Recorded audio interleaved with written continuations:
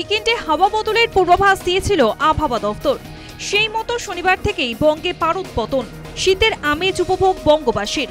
হাওয়া অফিস সূত্রের খবর, দক্ষিণবঙ্গের সব জেলাতেই তাপমাত্রা কমার সম্ভাবনা। পশ্চিমের জেলাগুলিতে রাতে পারদ পতন হবে অনেকটাই।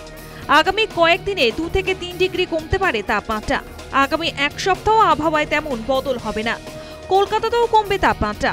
আবহাওয়াবিদ জানাচ্ছেন, হালকা শীতের আমেজ হলেও ডিসেম্বরের মাঝ বরাবর বাংলায় জাঁকিয়ে পড়বে শীত। এক সপ্তাহ দক্ষিণবঙ্গে শুষ্ক ওয়েদারই থাকবে। উত্তরবঙ্গের জন্য এখন বৃষ্টিপাতের সেরকম সম্ভাবনা নেই, ফলে উত্তরবঙ্গ দক্ষিণবঙ্গ দু জায়গাতেই আগামী এক সপ্তাহ শুষ্ক ওয়েদার থাকবে। তাপমাত্রা বর্তমানে দক্ষিণবঙ্গে রাতের তাপমাত্রা, যেটা সর্বনিম্ন তাপমাত্রা স্বাভাবিকের থেকে প্রায় 1 থেকে 2 ডিগ্রি মতো কম রয়েছে বেশিরভাগ জায়গাতেই। আগামী এক সপ্তাহ খুব একটা পরিবর্তন হবে না সর্বনিম্ন তাপমাত্রার, মোটামুটি কাছাকাছি কন্টিনিউ করবে। 2-1 জায়গায় সামান্য একটু বাড়তেও পারে। কলকাতা পার্শ্ববর্তী অঞ্চলে গত 24 ঘন্টায় সর্বনিম্ন তাপমাত্রা ছিল 19 ডিগ্রি কাছাকাছি।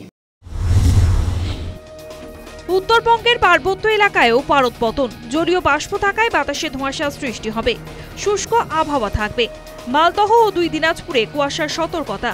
দৃশ্যমানতা কমে 50 থেকে 200 মিটার হতে পারে বলে হাওয়া অফিস সূত্রের খবর। News time.